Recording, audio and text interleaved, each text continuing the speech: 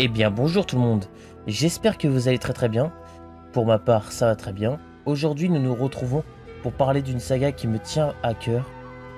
Dans mes anciennes vidéos, j'avais parlé de la saga Pirates des Caraïbes, j'avais parlé de la saga de la Terre du Milieu, donc Le Seigneur des Anneaux et Le Hobbit.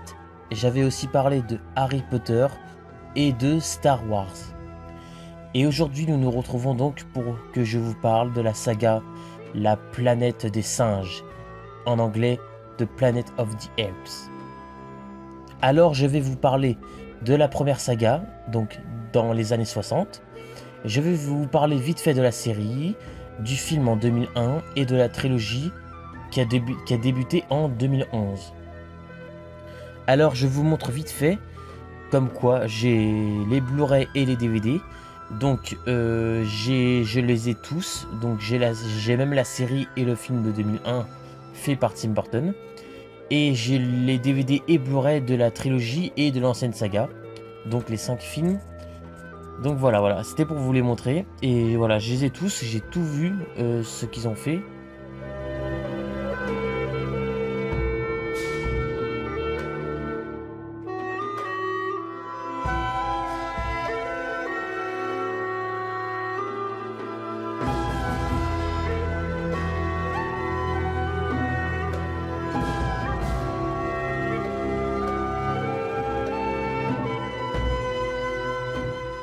Donc je dois vous dire tout d'abord que c'est un roman à la base qui a été créé par Pierre Boulle, qui a créé donc La Planète des Singes en 1963. C'est un roman, un livre. Et le film, le premier film, a vu le jour 5 ans après.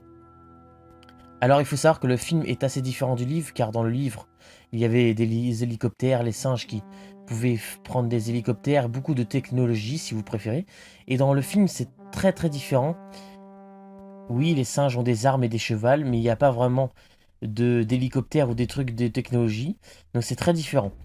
Mais moi personnellement, ça m'a pas du tout dérangé. Donc le tout premier film qui est sorti en 1968, La Planète des Singes, avec en acteur principal Charlton Heston. Donc ce film commence lorsque 3 naufragés atterrissent sur une planète inconnue. Taylor, London et Dodge se retrouvent dans un monde où les singes ont pris la place des hommes. Donc tout d'abord, qu'est-ce que j'ai pensé du film, de ce tout premier film qui est sorti en 68? Et bah, j'ai envie de vous dire que c'est un chef-d'œuvre à mes yeux et que ça restera à jamais le meilleur film de la planète des singes, car il est tout simplement excellent, rempli de surprises. Il y a des discours très bien recherchés, des passages où on a vraiment envie d'écouter ce que les personnages se disent, tellement que c'est entraînant, l'histoire est entraînante. Il y a des moments, par exemple l'ouverture est très mystérieuse, on a vraiment l'impression que c'est limite comme un film Alien. D'ailleurs je crois que c'est parce qu'il y a un réalisateur ou un... Je crois qu'il y a un clin d'œil par rapport à ça, justement c'est un rapport, mais ça se voit vraiment. On dirait une ouverture vraiment très spéciale, assez limite paranormale j'ai envie de dire. Et c'est ça que j'adore dans La Planète des Singes. C'est-à-dire que peut-être beaucoup d'entre vous connaissent juste la trilogie récente qui a été faite, donc 2011, 2014 et 2017. Mais il faut vraiment que vous essayiez de connaître vraiment cette saga qui est sortie dans les années 60. Parce que c'est vrai que l'ambiance n'a rien à voir, elle est très différente de la trilogie, la dernière trilogie qui est sortie. L'ambiance est très différente. Et c'est pas du tout le même sorte de Planète des Singes que vous allez voir. Vraiment là, il y a un côté vraiment assez choquant et à la fois paranormal, très étrange. Et justement, c'est ce que j'adore. Vraiment, ce premier film est juste excellent. Déjà, lorsque les 3 naufragés atterrissent sur la planète inconnue, donc ils ne savent pas c'est quoi cette planète, et ben on a une séquence pendant au moins, je dirais 25 minutes, où les personnages font que marcher dans le désert, partout ils marchent. Il peut se passer des choses bizarroïdes quand je vous disais que c'était paranormal. Par exemple, il peut y avoir des rochers d'un coup qui commencent à vouloir tomber sur eux pour les écraser. Il peut y avoir des éclairs aussi, un éclair dans le ciel qui d'un coup explose et se calme alors qu'on est en plein jour. Des trucs vraiment bizarroïdes. D'ailleurs, on aura un peu plus de réponses dans le 2 par rapport à ça. Mais vraiment, c'était très spécial. Et ce genre de séquence, aujourd'hui, on n'en verra plus comme disaient les cousins font leur cinéma. Donc déjà, allez voir leur vidéo, elle est vraiment géniale. Ils vous expliqueront un peu mieux que moi, je pense. Mais vraiment, ce genre de séquence, c'est vrai qu'aujourd'hui, on n'en fait plus. Des séquences où on étire, où on fait durer la scène très longtemps. On filme juste des personnages qui marchent avec quelques petites actions, quelques petits discours pour quand ils marchent et tout. Mais ce genre de choses, aujourd'hui, on veut plus trop le faire parce qu'effectivement, aujourd'hui, on veut faire que de l'action. On veut que ça se passe très vite, les choses. Et moi, justement, je trouve que c'est un peu dommage. Enfin, après, ça, c'est mon avis. Sur le reste, les maquillages des singes, je vais pas vous en dire plus. Je vais pas vous dire c'est quand ils se font choper, quand les 3 humains se font choper par les singes et tout.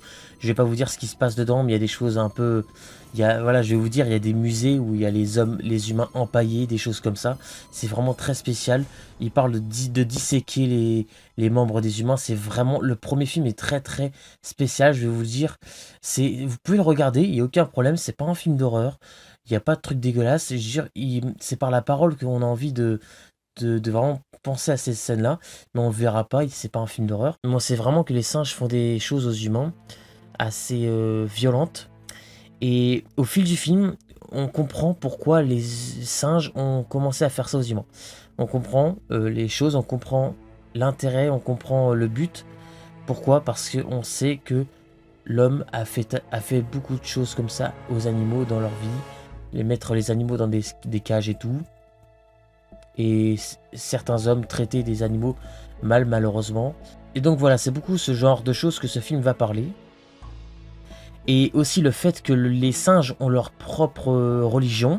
Ça aussi, ça m'a beaucoup intéressé. Je me suis dit, c'est carrément, c'est super original, j'ai envie de dire. Et j'aurais énormément envie de vous dire la fin, la manière que ça se termine. Mais comment vous dire, en fait, je vais vous gâcher tout le film. Parce que c'est l'un des spoilers les plus noirs et les plus glaçants du cinéma. Et je peux vraiment pas vous le révéler. C'est juste la toute dernière image. Que le tout premier film de 68 se termine. La toute dernière image. L'acteur Charlton Heston, donc le personnage Taylor avec Nova. Donc c'est une femme humaine qui se retrouve avec lui. Il tombe devant quelque chose et voilà. Donc je peux pas vous dire c'est quoi, mais c'est vraiment, je peux pas vous le dire. En tout cas, ils ont fait la bêtise sur les jaquettes, certaines jaquettes DVD ou Blu-ray, de nous mettre carrément le gros spoiler bien sur l'affiche. Et ça spoil carrément tout le film, cette affiche. Et pourtant, cette affiche, elle est très belle, hein. Je peux pas vous la mettre, même si je sais peut-être que certains d'entre vous vont vouloir aller sur Google pour regarder l'affiche, voilà. Mais en tout cas, c'est un énorme spoiler. Vraiment, je veux pas vous gâcher tout le film. Je vous dis juste que la fin, elle est super surprenante et que je ne m'y attendais pas du tout la première fois que je l'ai vu. Donc voilà, le film de 68, La planète des singes, le tout premier, est juste extraordinaire, avec des très bons personnages, Taylor, Zira, Cornelius, Dr Zaius, il y en a plein qui sont comme ça, vraiment, c'est des personnages que on a vraiment envie de les écouter quand ils parlent. Et puis ensuite, dans les années 70, si je me souviens bien, en tout cas voilà, il y a eu Le secret de la planète des singes. Alors oui, il y a eu beaucoup moins de budget à l'écran et ça se voit pour ce film-là, dans le maquillage des singes et certaines scènes. On voit que les singes, pas les principaux, mais ceux qui sont plus mis derrière en tant que figurants, on voit que ça fait plus un masque de singe, sans moins d'expression, moins de détails, donc ils avaient moins de budget, ça se voyait. Ce qui d'ailleurs était tout le contraire du premier film, car le premier film c'était juste extraordinaire. Les maquillages étaient... il y a eu un Oscar, je crois, pour tous les singes dans le premier. Donc dans le deuxième, certains singes faisaient un peu faux. On aurait plus cru, voilà, un masque tout simplement, sans vraiment d'expression. Et voilà, le 2, ça parle aussi d'un naufragé aussi, c'était un ami à Taylor, qui a atterri aussi, lui aussi avec sa soucoupe, enfin plutôt le vaisseau. Et voilà, il va lui arriver aussi des aventures. Il va rencontrer d'ailleurs Nova, donc la femme humaine qui était avec Taylor, car nous savons pas trop où est Taylor et ce qui lui est arrivé. Car il y a des choses encore beaucoup plus paranormales dans le deuxième, et là je m'y croyais pas du tout, parce qu'il y a pas longtemps j'ai revu la saga, et c'est vrai que le premier était très paranormal, mais alors le 2, mais ça part encore plus dans le paranormal, ça part encore beaucoup plus dans la religion, dans la zone interdite, là où Taylor et ses deux amis avaient atterri dans le premier film. Il y avait une zone interdite, des choses qui faisaient que c'est bizarre. Pourquoi il y a des éclairs en plein jour d'un coup et que ça dure 2 secondes? Pourquoi il y avait des pierres qui tombent tout seul? Et bah, je pense que dans le 2, en fait, c'est un rapport avec ça, les réponses. La zone interdite et ce qui se cache sous terre. Donc, je vais pas vous dire trop ce qu'il y a sous terre, mais en gros, c'est comme des humains extraterrestres. Un peu un truc bizarroïde. Et quand je vous disais que ça parle beaucoup de religion et de croyances, nous aussi, on se pose des questions si c'est les singes ou les humains qui disent vrai. On se rend plus trop compte parce que tout le monde s'entretue dans ce film, surtout à la fin, qui est aussi une fin assez noire et glaçante du cinéma. Je suis bien obligé de l'avouer parce que la fin, elle est... En gros, tout le monde se tue. Voilà, tout le monde se tue à la fin. Je m'y attendais pas du tout. Les personnages et tout, je vous dis pas trop qui meurt, mais quand je dis que tout le monde se tue, c'est voilà, vraiment, c'est un carnage. Et la façon que ça se termine, c'est assez choquant. Parce que c'est sûr que, voilà, les dernières phrases d'un personnage, c'est Taylor, donc dans le premier film, qui dit une nouvelle étoile est née. Et voilà, on comprend que la planète allait exploser. Et c'est assez violent la fin du 2. Et vraiment, il y a des côtés vraiment bizarres. Vraiment, je me souviens, avec les humains qui peuvent retirer leur peau. Et en dessous, c'est un visage un peu extraterrestre, vraiment bizarroïde. Qui eux aussi ont leur religion. Avec des musiques d'église, je me souviens bien. Il y a des chants d'église dans ce film. C'est assez glauque parce que c'est des chants d'église très sympas à écouter. Mais quand on voit ce qui se passe à l'image, c'est assez bizarre parce qu'on voit vraiment des humains vraiment clairement qui retirent leur peau. Et c'est vraiment glauque. Enfin, vraiment, je peux pas vous dire. Mais vraiment, le 2 est très bien. Moi, je trouve vraiment que le 2 est très bien recherché. Malgré le manque de budget, c'est vrai, à l'écran. Mais à part ça, je trouve que c'est une très bonne suite. Même si je préfère quand même le premier, c'est évident. Ben, je trouve que le 2, c'est un bon film. Voilà, c'est un bon petit film à regarder. Et puis par rapport au personnage de Taylor, donc Charlton Heston, il ne voulait pas revenir d'origine dans le deuxième, mais bon, ils avaient quand même besoin un peu de l'acteur, donc il a dit bah je reviens pour le 2, mais à une condition que vous tuez le personnage de Taylor, parce qu'il voulait pas apparaître dans un troisième film s'il y en aurait un jour. Donc il voulait vraiment mourir le personnage, donc l'acteur a demandé qu'on tue son personnage. Il a un petit rôle au début et à la fin, Taylor, mais je trouve qu'on le voit quand même pas mal, ça va. Mais ça se concentre surtout sur un personnage qui s'appelle Brand et Nova. Donc voilà, je vous en dis pas plus.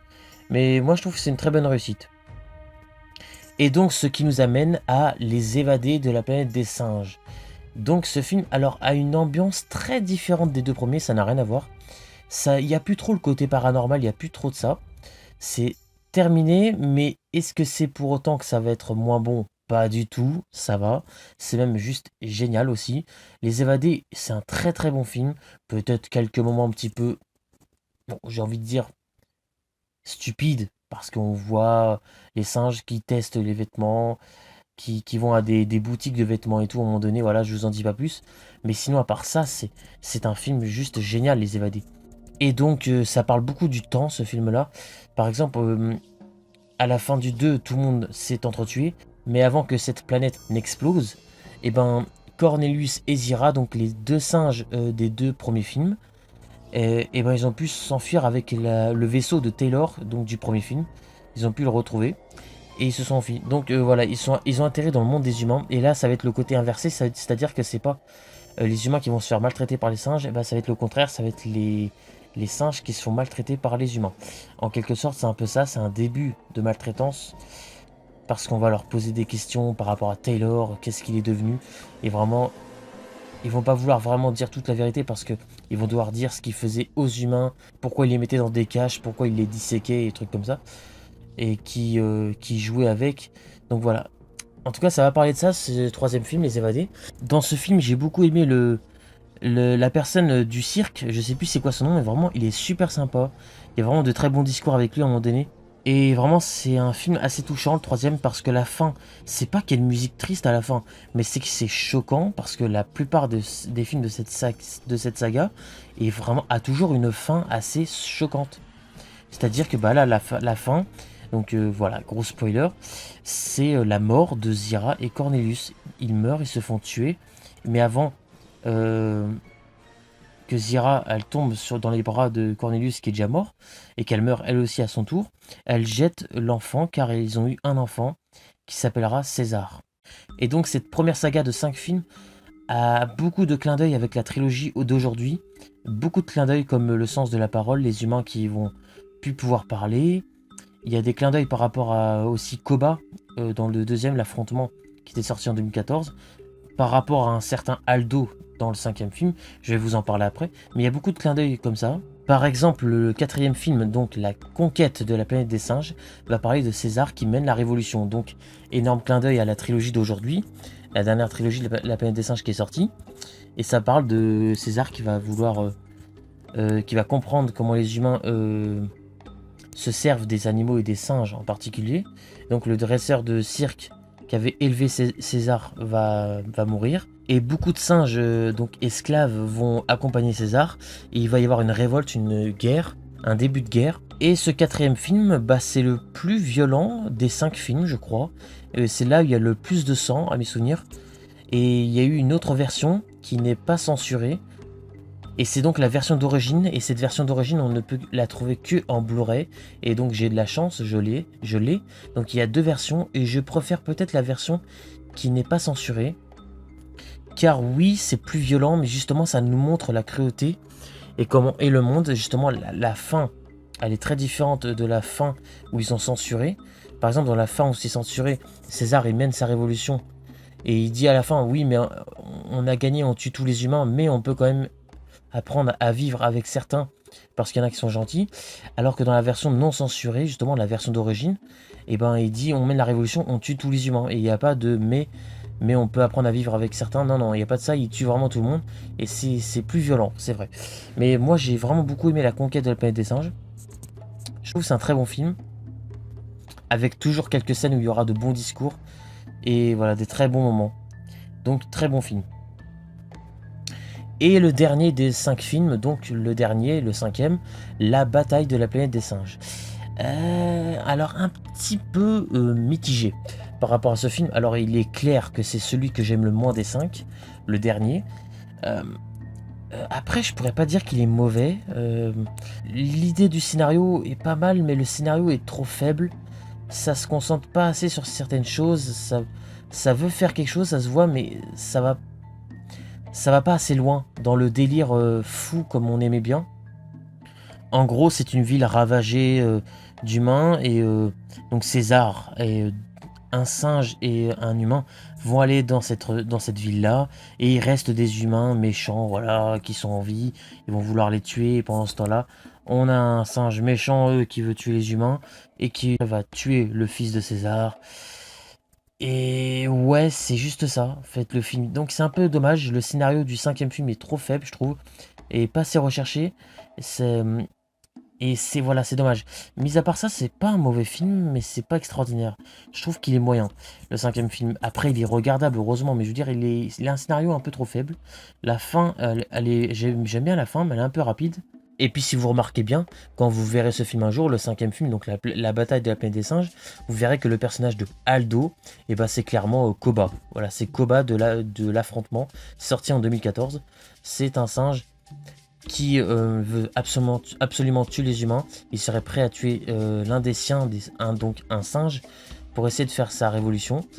Et donc voilà, donc les paroles toujours disent c'est un singe ne doit pas tuer un singe. Des choses qui ne seront pas trop respectées par Aldo, voilà le singe, vous savez très bien. Après, il y a encore beaucoup plus de choses dont je peux pas tout vous parler parce que sinon ce serait une vidéo de 5 heures. En tout cas, je vous conseille de regarder ces 5 films, même si le 5 est un peu plus faible niveau scénario que les 4 premiers, c'est tout à fait vrai. Mais il est quand même pas nul. Voilà. En tout cas, c'est une saga juste géniale que je vous conseille. La toute première saga de la planète des singes que peut-être beaucoup ne connaissent pas et c'est dommage, j'ai envie de dire. Parce que vraiment, si vous la voyez pas, vous allez manquer quelque chose. Et puis la fin du 5 est un peu émouvante aussi parce qu'il y a quand même un des personnages, c'est même le personnage principal qui meurt et tout, on apprend sa mort. Et vraiment, j'ai beaucoup aimé aussi la fin. Alors ensuite, nous avons eu, quelques années après, je crois, une série sur la planète des singes. Alors, c'est une série énormément critiquée. Oui, il y a certaines choses qui sont un peu dérangeantes, mais je suis désolé, mais je trouve pas qu'elle est mauvaise, la série. Alors c'est vrai qu'à mes souvenirs, il y a des épisodes plus ennuyants que d'autres. Et je comprends qu'il n'y ait pas eu de suite dans un sens, parce que c'est vrai que c'était pas non plus une série extraordinaire. Il y avait quelques épisodes que j'avais bien aimés. Comme un épisode qui m'avait beaucoup marqué, c'était quand ils étaient... deux personnages étaient coincés, ou alors c'était un personnage coincé sous des débris avec un singe. Et il cède, c'était un humain et un singe, mais le singe il voit une pancarte. Et voilà, en voyant cette pancarte, il voit que on voit un homme sur la pancarte en train de dresser un singe. Et là, le singe il se dit ouais, d'accord. En fait, il y a un truc qui va pas là. En fait, on doit dans le futur, on sera leur esclave ou quoi. Vraiment, il y a des choses comme ça que j'avais bien aimé. Mais c'est vrai que c'est pas une série extraordinaire, mais c'était pas mauvais. Je trouvais pas que c'était nul ou truc comme ça. Parce que après, il y a eu une grande pause et La planète des singes. Il y a eu un film en 2001 créé par Tim Burton. Donc ce film a été créé par Tim Burton. Et là, c'est vrai qu'on s'approche un peu plus d'une catastrophe limite. Parce que ce film de 2001, c'est pas qu'il est nul. Il y a de bonnes idées et de bonnes intentions. Mais je suis désolé, moi. Quand on voit les singes qui dansent sur un lit ou je sais pas quoi, qui sont en train de faire les foufous comme des clowns, je suis désolé. Pourquoi ils se comportent comme ça? D'origine, les singes, ils sont censés limite plus se comporter comme des humains et les humains comme des bêtes limite. Pourquoi est-ce que les singes font les guignols dans ce film? On dirait des marionnettes. Et ça, j'ai pas du tout aimé cette version-là. Peut-être que c'était la version qui se rapprochait de la version de Pierre Boulle en livre, mais moi, j'ai vraiment pas trop apprécié de voir ça. Je trouvais que bah là, on a arrivé dans le ridicule. Et heureusement qu'il y a certaines scènes qui sont pas mal. Je me rappelle la façon que ça se termine, c'est pas mal. La dernière image, où on voit donc Abraham Lincoln, la statue avec une tête de singe, vraiment c'était original. Mais c'est vrai que le film de Tim Burton, eh ben, c'est le film de la planète des singes que j'aime le moins, même pire que la série. Et ça me déçoit parce que j'adore, mais j'adore Tim Burton. Mais il m'a un peu déçu avec ce film, même si ce film n'est pas non plus nul. Mais voilà, vraiment, j'ai eu vraiment beaucoup de mal. Ensuite, après ça, il y a eu une pause de 10 ans. Et voilà, comme vous le savez aujourd'hui, il y a eu la trilogie de la planète des singes, donc les origines, l'affrontement et suprématie, qui sont clairement, les trois sont géniales. Après, ça ne pourra pas battre pour moi la première saga, à part si ça va quand même battre le 5, mais sinon ça battra pas les 4 premiers pour moi.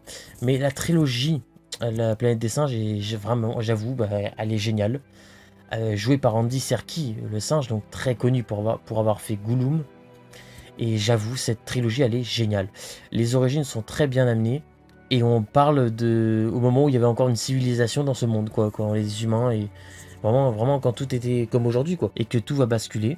Voilà, il y a des acteurs aussi comme dans le premier, les origines, il y avait l'acteur qui joue Malfoy dans Harry Potter, qui est présent. Et voilà, ça parle de César qui mène sa révolution, ça parle d'un virus. Donc il y a une petite différence avec la première saga. Là, ça a plus un côté virus. Et il y a un virus qui font que les singes vont devenir plus intelligents. Et voilà, ça parle de ça. Et je peux pas vous raconter, mais je serais étonné que beaucoup connaissent pas parce que je pense que beaucoup ont dû voir cette trilogie-là. Et après, il y a eu l'affrontement que j'ai beaucoup aimé. Peut-être que le scénario était un peu plus simple, mais j'avais beaucoup aimé avec Koba, donc qui trahit les singes pour vouloir mener sa guerre contre les humains. Et voilà, le montage des singes, parce que ça a été fait en montage, ça n'a pas été un maquillage comme dans les anciens, mais le montage, j'avoue, bah là, j'ai rien à dire. À partir du deuxième, on fait plus gaffe, c'est super bien fait. Le premier encore, il y avait quelques passages, surtout quand ils étaient dehors pour faire la guerre, on voyait que c'était certaines fois du montage, mais à partir du 2, c'est juste extraordinaire, on n'y pense plus. Et le 3, je ne parle même pas. On a l'impression de pouvoir toucher les singes tellement qu'ils sont réalistes. On pense même plus aux effets spéciaux tellement que c'est bien fait. Et le 2, vraiment, j'avais beaucoup aimé. Il y a des moments d'émotion comme l'humain qui avait donc pris soin de César, qui l'avait élevé dans le premier film Les Origines. Et ben dans le 2, César il retourne dans la maison des années. Elle est en poussière la maison. Il revoit une cassette vidéo où il voyait à l'époque son maître. Donc celui du premier film en train de lui parler et tout. Et ça m'a foutu une larme aux yeux à ce moment-là. Oui, ça m'a mis une larme aux yeux. J'ai pas pu résister. Et d'ailleurs, le maître, j'ai oublié de préciser, celui qui a élevé César le singe, et ben il est joué par James Franco, donc celui qui a, qui a joué dans la trilogie Spider-Man, Harry Osborn, et aussi dans le monde fantastique d'Oz. Vraiment, c'est un très bon acteur, je trouve. Mais alors, j'avoue que le 3, il est encore mieux que le 1 et 2. Supremacy, j'ai juste kiffé, rempli d'émotions, de très beaux passages. C'est un film où il n'y a pas tant de discours et de paroles que ça. Mais par contre, je peux vous dire que quand il y a des discours, ils sont juste incroyables. Il n'y a pas tant de paroles que ça, mais lorsqu'il y a une parole qui va arriver, ça va juste être incroyable et on voudra être dans la discussion tout de suite. Avec l'histoire du colonel qui va tuer la famille de César, son enfant, sa femme, et l'acteur, il est juste génial, celui qui joue le colonel. Moi, je l'ai trouvé incroyable, les discussions. Et quand on l'écoute, on a envie de se dire si c'est la faute des humains ou des singes. Parce qu'il dit, si on ne fait pas de guerre et on se débarrasse pas de vous, eh ben, nous allons perdre le sens de la parole et votre planète deviendra la planète des singes. Et c'est vrai que quand on l'écoute, on peut pas lui donner tort, mais vraiment, c'est ça qui est bon. C'est qu'on on n'a pas fait du colonel juste un méchant musclé avec le cigare et tout pour juste faire une guerre simple, un film basique avec une guerre et un méchant et un gentil. Vraiment, on a donné comme une sorte d'humanité à ce colonel, même s'il a fait des choses horribles. À un moment donné, il parle de décapitation, il a décapité des hommes et tout. Vraiment, voilà, il faut comprendre que dans ce monde, dans ce film, les hommes ont fait autant de choses horribles que les singes. Et voilà. Mais cette guerre a été déclarée depuis Koba, voilà, depuis le 2, surtout à cause de Koba. Après, peut-être qu'il y aura eu une guerre quand même. Et voilà, le 3, il est vraiment super touchant. Il y a un singe un peu comique. Et puis moi, j'ai eu peur que ça casse un peu le côté sérieux, mais pas du tout. C'est vraiment, ça apporte une très bonne touche. Parce que c'est vrai que c'est un film assez triste, donc d'apporter un petit peu d'humour, ça n'a pas fait de mal. Ça n'a pas détruit la scène du tout. Et puis la petite fille humaine, je vous en parle même pas. Et qu'est-ce qu'elle était touchante. Avec la musique derrière, quand elle nourrit César et qu'elle lui donne à boire quand il est en cage, en prison, quand ils sont tous en prison, et elle vient et elle lui donne à manger, à boire avec la musique derrière. Mais c'est juste magnifique ce passage. Je crois que c'est mon passage préféré de Suprématie. Et la fin, elle est assez surprenante. On voit donc le colonel qui a perdu le sens de la parole parce qu'il a touché à la petite poupée de la petite fille humaine et qui ne savait plus parler, qui était muette. Donc voilà, c'est une question de virus. Et la fin, elle est très touchante. Voilà, les 3 dernières minutes, il y a la mort d'un personnage et vraiment voilà, c'est très touchant. Suprématie est un chef-d'œuvre. La manière que c'est filmé, que la mise en scène, la manière que c'est fait, et c'est bluffant, c'est juste extraordinaire de Suprématie. Donc voilà, en tout cas je vous ai parlé de tout ce qui a été fait sur la planète des singes. Mon préféré à celui que j'aime le moins, et ben je vais vous faire mon top. Donc mon film préféré de la planète des singes, ça restera toujours le film de 1968 avec Charlton Heston. Ensuite je dirais Les Évadés de la planète des singes, donc le troisième, que je mettrai en deuxième position, après évidemment l'original, que pour moi on peut pas battre, c'est pas possible. Le film de 68, il est juste extraordinaire. Donc en deuxième position, en top 1, le film de 68.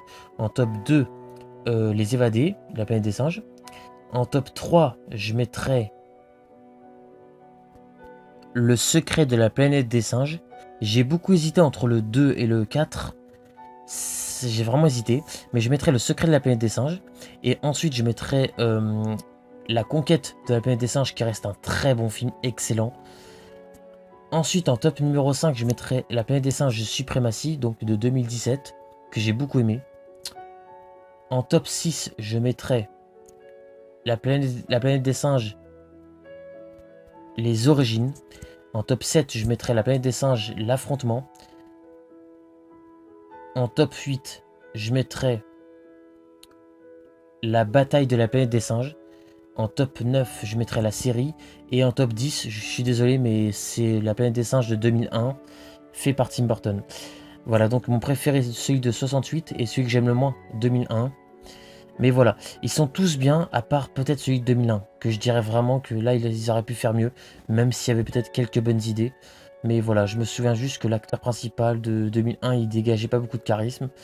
Et ça, c'était dommage, vraiment. Et il y avait des détails comme ça, peut-être que le maquillage des singes était bien fait, mais je trouvais que comment on utilisait les singes, j'étais pas trop fan. On aurait cru des marionnettes et j'aimais pas trop cette idée. Moi j'aimais bien justement les singes qui étaient plus intelligents et qui savaient se débrouiller avec des chevals, des armes, et qui vraiment c'est ça qui était flippant et bizarre, que j'aimais bien. Enfin bref voilà. Donc j'espère que avec cette vidéo que je vous ai donné envie de regarder les films de la planète des singes. Pour ceux et celles qui ne connaissent pas, je peux que vous conseiller de foncer regarder ces films. Pour moi c'est une saga qui me tient à cœur et que j'aime énormément, la planète des singes, qui sont des histoires très mystérieuses à travers le temps, l'espace, des côtés paranormaux, des côtés de religion, des côtés d'extraterrestres, des côtés glauques et des choses comme ça. Et voilà, en tout cas vraiment c'est une saga vraiment que j'aime beaucoup. Donc voilà, j'ai plus beaucoup de voix, donc je vais vous laisser en tout cas. Et puis j'étais très content de faire cette vidéo qui me tient à cœur. Et vous me direz dans les commentaires ci-dessous ce que vous pensez de la saga La Planète des Singes, de la toute première, des années 68, de la trilogie, de la série, du film de 2001. Pour ceux qui ont vu, vous me direz. Et puis pour ceux qui n'ont pas vu, voilà, je vous conseille de foncer pour les regarder. En tout cas, je vous dis à très bientôt sur Cinéflow. Prenez soin de vous et ciao!